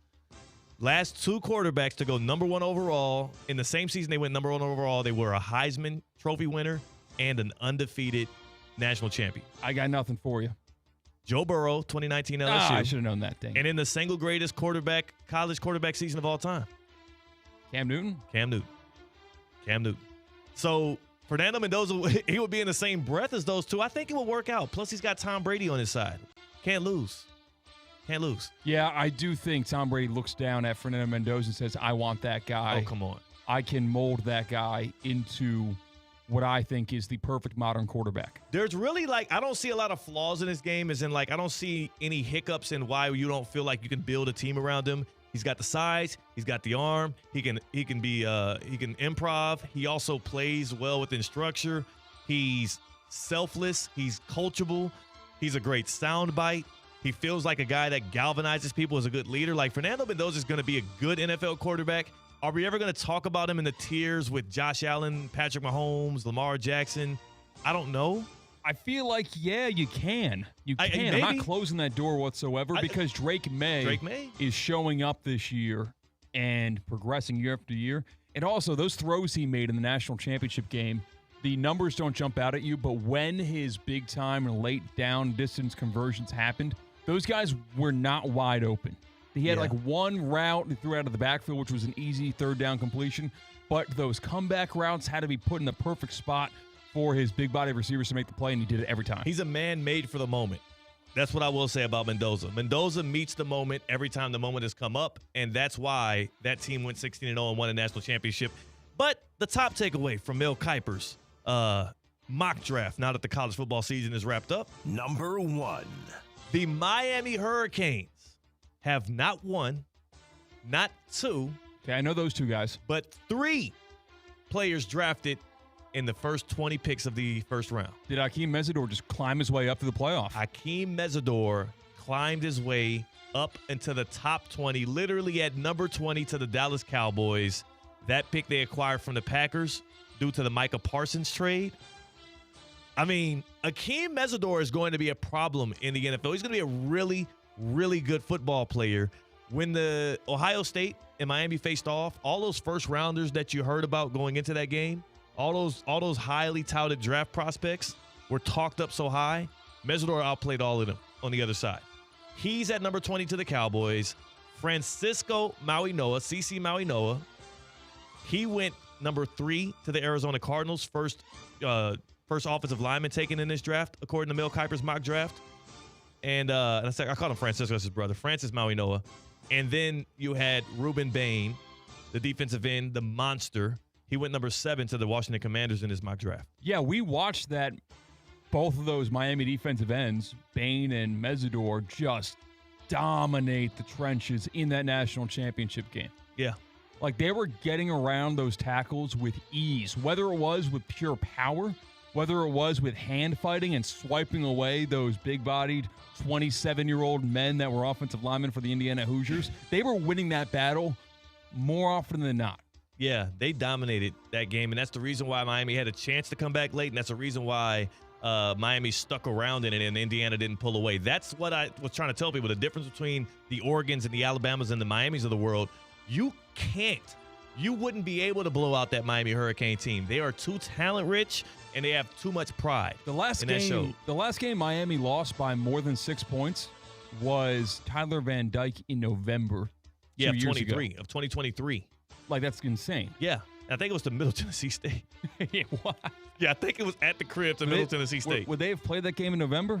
I think so, yeah, because it was bad time showing up. And, yeah, Cam Ward era, only lost 2 games that were close games. Then you don't count the Pop-Tart board, didn't play in the second half. And then we never saw Carson Beck get blown out. No, we haven't. Despite his many attempts, he's never gotten blown out. See, you're going to look back. If Miami does not go on the run that you and I project them to be full of doing, which is not just winning the ACC for the first freaking time, but to be a perennial contender in the college football world, if this doesn't happen, you're going to regret not appreciating what Carson Beck did for Miami.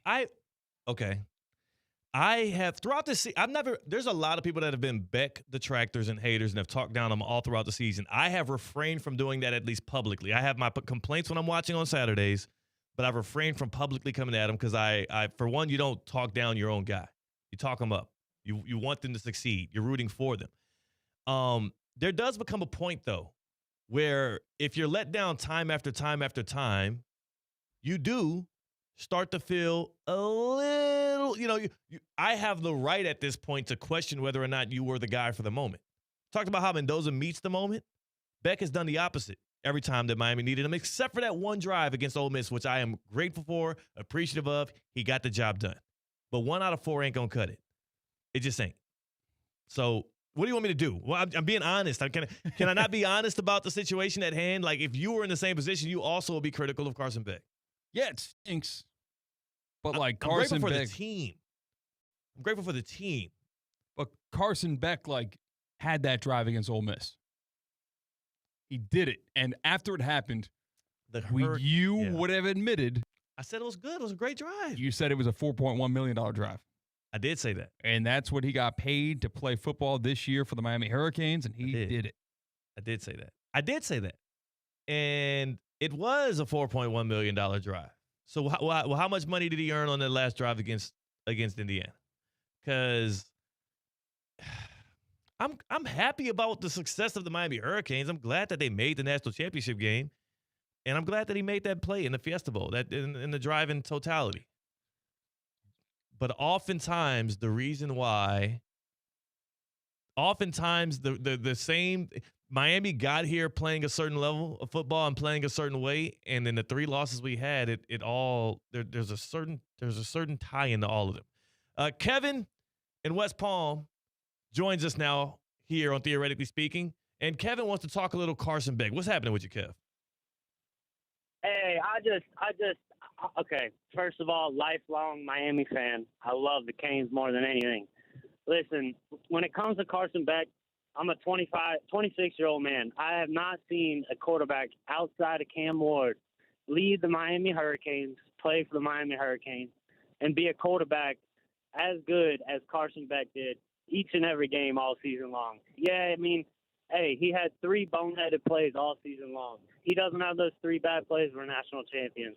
But I can't sit here and listen to any Carson Beck slander. Is it slander though? Stay with me here, Mike, because you went through this season. Kevin, I'm sorry. Kevin, stay with me. Is it slander to say that Carson Beck was the reason that the Canes lost those 3 games? Like his throws, his decision making lost the Canes those 3 games. Is that slander, or is that just objectively what happened? No, I think that's completely slander. Listen, Carson Beck did not lose that national championship game. If you want to blame one individual person, maybe look at 87 on the punt block. But as far as losing a game in total, it was not Beck. And I would say, other than maybe the SMU game, but other than that, I mean, the kid played lights out. He was great. Look what he did for Malachi Toney, for C.J. Daniels, for Keelan Marion. I mean, he had that offense humming. I mean, can't ask for much more than that. I appreciate the call, Kevin, and I appreciate the positive words in favor of Carson Beck. What I would counter it with is look at what Malachi Toney and Keelan Marion and C.J. Daniels did for him. The biggest play, the greatest moment, the greatest catch that we look back to from this Miami Hurricane season happened right in front of you and I's eyes, C-Katt, when C.J. Daniels caught the one-handed catch in the end zone there for the Hurricanes. And oftentimes, this is not to disparage Beck, because that was a gutsy throw that he fit in there. But oftentimes, the reason why catches look immaculate and look great is because it's a little off target. And Beck was off target early and often throughout the year. That's why he had the 4 interceptions against Louisville. That's why in the SMU game, again, it ended in a pick as well. And that last throw, like Mario Cristobal said after the game, it wasn't the wrong read. It just was underthrown. I just wish he was more accurate, is all I will say. So, Carson Beck, much love to you. I appreciate what he did for the Miami Hurricanes, actually. And I'm definitely not hating on Beck. Wish him well in the future. Glad that he did just enough to get the Canes to the national championship game. Nobody single-handedly loses a team a game. But Fernando Mendoza went out and helped. He won the game for the Indiana Hoosiers. Beck had a chance to do so, or at least put the ball in the hands of a playmaker and let them do so. And instead, he went for the hero ball play. He took his shot, and he missed. So, yeah, that's objectively what happened. And guess what? NFL evaluators, they're probably going to feel the same way. Ty Simpson's about to get drafted much higher than that dude with way less experience. Thanks for joining us, though, on the Baptist Health Hotline. Much love to Kevin for preaching some positivity. I like positivity. I want people to be spoken highly of. I hate to knock a brother down. But what we do on the Baptist Health Hotline is we just add to the show. That's what Kevin did. We appreciate that. In Baptist Health, they add to your life. They add to your livelihood. They welcome you to pro-level orthopedic care, welcome you to being treated like a pro. From sports injuries to everyday aches, our team delivers the same advanced care that is trusted by the professionals. All those guys we just talked about, they're going to be professionals, and they're going to be desiring the care from Baptist Health. But you don't have to be a pro to get this care. No matter if it's a sprain, if it's a pain, if it's soreness, if it's tightness, Baptist Health Orthopedic Care can get you there. They can get you back into the hobbies, the events, the games, the spirit of enjoying life that you love. Get back to those activities. Get back to the motion. get in with Baptist Health Orthopedic Care. Learn more at baptisthealth.net/ortho. Any issues with the body, baptisthealth.net/ortho. Tap in with the good people. C-Katt, that is just how I feel about it. We need to do ourselves a get around, so we'll do that on the other side here. He is C-Katt. I'm Theo Dorsey. We are Theoretically Speaking on ESPN 106.3. Live from the Anajar and Levine Accident Attorney Studios. Anajar and Levine Accident Attorneys. Call 1-800-747-FREE. This is ESPN 106.3. Tired of being sidelined by a sports injury? Get back in the game with Baptist Health Orthopedic Care. Whether you're a professional athlete or even a weekend warrior, you can get back to doing what you love with our compassionate orthopedic team. Experience a new level of care and get back to your best. Welcome to being treated like a pro. Make an appointment today at baptisthealth.net/ortho or call 833-556-6764. Flight by Yingling is the next generation of light beer. For those who don't follow trends, but craft them. Flight by Yingling is 12 ounces of uncompromised refreshment from America's oldest brewery. With only 2.6 grams of carbs and 95 calories, this is premium refreshment 6 generations in the making. Don't just raise a glass, raise the bar. Flight by Yingling. Available wherever beer is sold. DG Yingling & Son Incorporated, Pottsville, Pennsylvania. Please enjoy responsibly. Many people start trimming trees when they hear a storm is on the way, but that leaves piles of branches on the ground that could become dangerous projectiles during a storm. Instead, having a year-round trimming plan is better for you, your neighbors, and the Solid Waste Authority of Palm Beach County. When trimming is done correctly and on schedule, your trees are stronger and more resistant to wind damage. After the storm passes, there's less vegetative debris, helping the SWA clean up your community faster. Learn more at swa.org/storm. This is the Delray Beach Open, the ultimate tennis party. Don't miss today's top professional tennis stars and legends in downtown Delray Beach. February 13th through the 22nd. It's 10 days of 140 miles per hour aces, parties, and all the good vibes. Come for the non-stop action on and off the court. Snap pics and post memories at the DBO. Join us for a jam-packed week of ATP tennis matches where champions play and fans party. DelrayBeachOpen.com for info. Tickets on sale now. Ready to take on any terrain? The all-new Defender 110 P300S is here. Built for those who crave adventure without compromising on luxury. Lease the powerful Defender 110 P300S for just $849 per month. 36 months. Whether you're tackling the toughest in the city, the Defender is ready for it all. Don't wait. Visit Land Rover Palm Beach today and experience the Defender like never before. Terms and conditions apply. See dealer for details. Tough loss, but champions respond. I'm attorney Brian Lebovic. As proud UM alums, we know how to compete at the highest level. I'm Esther Lebovic. At the Lebovic Law Group, we bring a championship mindset to every injury case. Preparation, discipline, and relentless execution. When a client's future is on the line, we don't just show up, we play to win. Don't wait. Dial 8-561-888-8888. No fee unless we win for you. Visit Lebovic.com. Hiring a lawyer is an important decision. Past results do not guarantee future outcomes. Want to accelerate your career as a manager or executive in the exciting industry of sports? Florida Atlantic University's MBA in Sport Management program is ranked #1 in Florida and 10th in the world. Students learn practical and applied skills from top faculty and experts who work in the industry. With a 94% placement rate for all grads, the full-time MBA program sets students up for success in the world of sports. Check out Florida Atlantic University's MBA in Sport Management program today by going to business.fau.edu. For 48 straight years, Ford F-Series have been the best-selling trucks in America. We got here by engineering breakthrough technology, redefining built Ford tough, and never settling for second best. But what's really made Ford F-Series the #1 selling trucks in America is you. Ford F-Series, built Ford tough. Based on 1977 to 2024 calendar year total sales.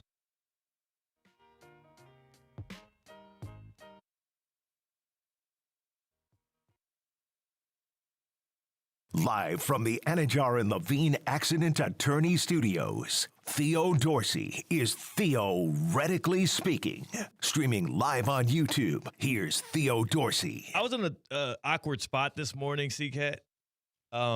I had an appointment with EDS Air Conditioning and Plumbing, and there was nothing awkward about that. It's always a good thing. Had to get my one of my 2 yearly check-ins as a Gold Plan member. But then this interesting thing happened. See, I had the 8 a.m. appointment, which means I woke up at like 7:55, and the appointment ran until about 9:45-ish a.m. As we were checking on some things, trying to see how the heat can get back going and work, and certain little things with the air conditioning unit. So all of that was good, right? So I'm happy about the process that we're going through here. And again, shout out my guy Miguel, who came through, my technician for the day. Here was the issue I ran into. Because I woke up at 7:55, and because Miguel was in the crib for the next hour and a half or so, I thought it would be not courteous if I just started cooking breakfast. Like, you know what I'm saying? It's just something about it, because my kitchen is right where he went up the ladder to get into the attic to get to my unit to check things out. The kitchen's right there. And I felt it would be inappropriate if I started cooking breakfast while he was there. But part of my morning routine is to get that breakfast in early so I can take a little walk, then do some reading. And so I was holding off for a very long time to cook my breakfast because I didn't want to be whipping up the eggs and sausage and then feel bad. And then, like, now I'm in an awkward spot because I can't offer him breakfast. That'd be weird, right? Yeah. Some eggs, perchance? That's a little extra, like, to offer. You can offer water. Offering breakfast, that's a weird move. But then cooking and eating breakfast in front of him while he's working hard, something about that didn't feel right either. So I waited as long as I could. But I'm sorry, Miguel. I did, at the back end of the appointment, start whipping up the eggs and sausage, and I hope he doesn't hate me for it. I do love EDS Air Conditioning and Plumbing, though, because the service that I get with them is always A1. They keep me on the up and up. Right now, if you're thinking about flipping or getting your AC unit or plumbing or anything checked out, just know that EDS is offering for 60 months interest-free for qualified customers. That is 0% interest financing for 60 months right now with EDS Air Conditioning and Plumbing. Get your whole system revamped. Get the whole change out. Florida Heat is undefeated. It's going to be coming back. It's cool now. It won't be cool forever. EDS is yes. EDS has your back. And they don't make you feel bad about whipping up some food while they're there if they are servicing you at the time. I didn't know how to approach it. But we got through it together.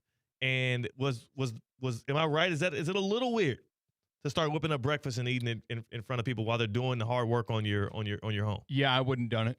Yeah. Damn it. I thought you were going to back me on this one. No. As a man who right? is perpetually afraid of awkward social interactions, almost every decision that I make is to avoid them. I know. And that would have been one of them. I would have been hungry. I was so hungry, and I knew if I didn't cook the breakfast then that I wouldn't have time to go do anything after. I've been sticking to a good morning routine. Morning routines is how you get your day started right. And you know what, C-Katt? You want to know when morning routines start? When? At night. People don't talk about that. Really? Yeah, morning routine starts at night. You have to set your night up right in order for your morning to go right. Come on, dog. You know what's right? Right. To get around. Right. I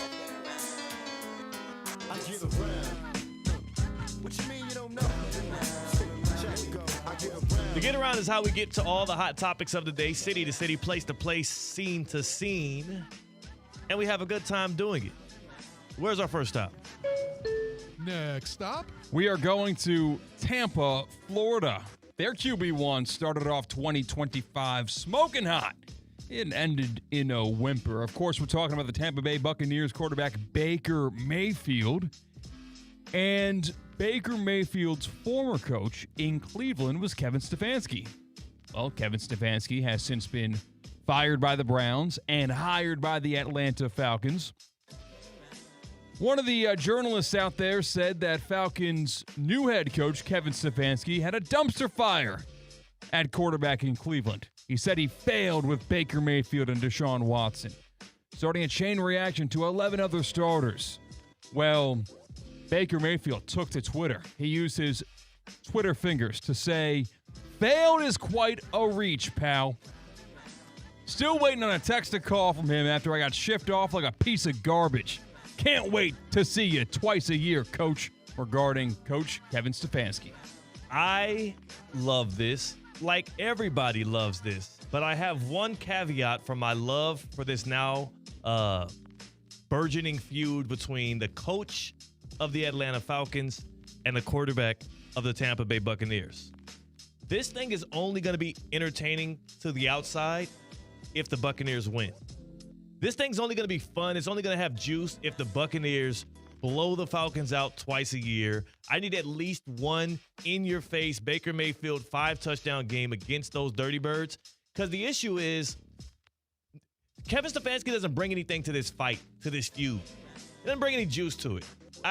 If the Falcons beat the Bucs, I don't see Stefanski giving us any post-game moment, any pre-game moment, any kind of he just is a kind of a boring dude. Whereas I know Baker Mayfield is going to give us something, and the only thing that can shut him up is if he gets blown out. So now I have to root for the Buccaneers against the Falcons because I want Baker Mayfield to stump on Stefanski's grave. We might see Oklahoma Sooners Baker back. Grabbing at himself on the sideline. Come on now. You know what, though? This is all Baker needed to just have another good year. You know what I'm saying? Because we're all waiting on it to fall off like it generally does with Baker Mayfield. He is rejuvenated by this. He has a newfound spirit of hate for the Falcons now. This is all he needed. I like that. Yeah, because in that NFC South, the rivalry that is talked about the most is like the Saints and Buccaneers. Saints-Falcons, really. I mean, that's the big one, honestly. Yeah. There's no other one. Panthers, nobody takes seriously. The Saints and the Falcons hate each other because of also proximity and post-Hurricane Katrina intricacies that I don't need to get into, but you understand. Those two cities infiltrated each other in a way in which the other ones haven't. So that's the biggest rivalry in the NFC South, but it hasn't mattered. Next stop. We're going to Orchard Park, better known as Buffalo, New York, because the Buffalo Bills fired their head coach, Sean McDermott, after being eliminated in the divisional round of the playoffs with that loss to the Broncos. And things aren't good in Buffalo. Here's owner Terry Pegula taking a question from the media, just commandeering it when talking about wide receiver Keon Coleman, where many people have asked the question about his maturity and really his fit, because he was a first-rounder, if you recall. Yeah, can I interrupt? I'll address the Keon situation. The coaching staff pushed to draft Keon. I'm not saying Brandon wouldn't have drafted him, but he wasn't his next choice.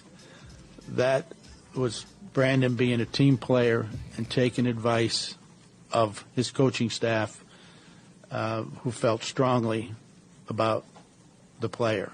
And, he's taken, for some reason, heat over it and not saying a word about it. But I'm here to tell you the true story. So not only did the owner of the Bills throw Keon Coleman under the bus, but he also threw the former coaching staff of the Bills under the bus for that situation unfolding right now. How did you receive that? That is terrible. That is an absolute mess. It is a disaster. We're going to rank the head coaching openings in the NFL on the other side, and I'll just give you a heads up. A lot of people ranking the Bills as the best opening right now because of Josh Allen. I don't think it is. I don't even think it's a top 3 opening right now, and partially because of what Pegula just did right there. Clearly, the GM, Brandon Beane, has a lot of favor, and the next coach is going to be beholden to him and the owner. By the way, Keon Coleman, how are you feeling today? How are you feeling today, man? You became a meme because of what Cam Newton did to you on his podcast. Now your owner is jumping in to save the day for Brandon Beane to talk about how you were not his responsibility. Like, I give that man a hug. He also was on that Florida State team. Ooh. He was on that, yeah. Give that man a hug. Keon Coleman deserves some love and a hug today. That was not his mistake. We're going to Palm Beach Gardens. Who's still on your team? We're going to PGA National because we are getting ready for the Cognizant Classic in the Palm Beaches. Todd Fleming joined us yesterday, broke the news of not 1, not 2, not 3, but 4 big names showing up to take on the Bear Trap. Saeed Thigala is going to be there. Brooks Koepka making his return home. He's going to be there. Shane Lowry, he's going to be there. And Adam Scott, he's going to be there too. You've got more details. PGA Tour is back, baby. And the Cognizant Classic in the Palm Beaches returns February 25th through March 1st right here in our backyard in Palm Beach Gardens. You can watch PGA Tour players take on the Bear Trap. That's where we will be. You can also hit any other corner of the golf course because there's a lot of different hospitality available. Tickets right now, ready for you to purchase. TheCognizantClassic.com. Tickets ready for purchase right now. The Bear Trap, it's going to overlook the iconic 17th hole. That includes beer, wine, and soft drinks when you get yourself a Bear Trap ticket. How about the 1909 Terrace? How about the Shoreline Suites? You're living in luxury. You're watching the best golf in the world. It's all at the Cognizant Classic. TheCognizantClassic.com. Log on right now. Get your tickets. I will quickly rank the NFL head coaching openings on the other side. That's C-Katt. I'm Theo Dorsey. We're Theoretically Speaking on ESPN 106.3.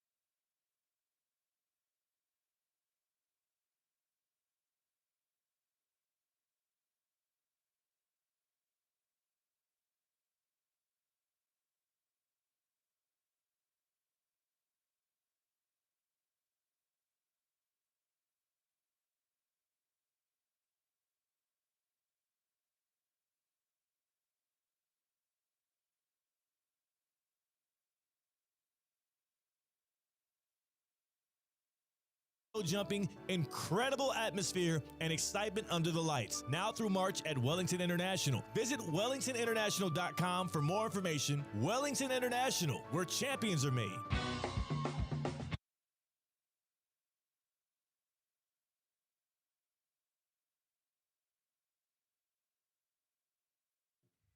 Speaking, streaming live on YouTube, here's Theo Dorsey. Time now for the top 5 NFL head coach openings now that we know. 4 of them have been filled, 6 to go. C-Katt, can I get some top 5? Top 5, no debating. Top 5. So Saleh's with the Titans, Stefanski's with the Falcons, Harbaugh's with the Giants, and Jeff Hafley is with the Dolphins. That leaves 6 openings. I'll give you the top 5. Number 6, I'll save you the warning. It's the Cardinals, so they won't be ranked. Here's what we start off in our top 5. Number 5. Cleveland Browns. I do think that this is a team that is hard to want to commit to because of what they have been, but they're more of a blank canvas, and what they can do going forward based on their draft picks makes them a little bit more of a happy spot than what the Cardinals sit with right now. Number 4. The Buffalo Bills.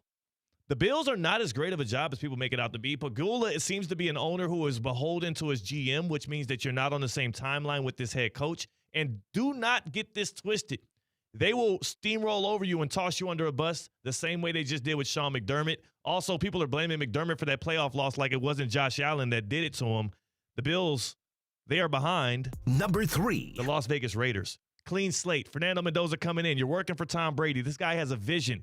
There's a place and an honor there. You're competing in one of the toughest divisions in the NFL, but you know what? That's going to make that competition breeds excellence, and that's what you want to do. Go to the Vegas Raiders. That is a better job right now than those Buffalo Bills. Number 2. I'm going Pittsburgh Steelers. They never fire their coach.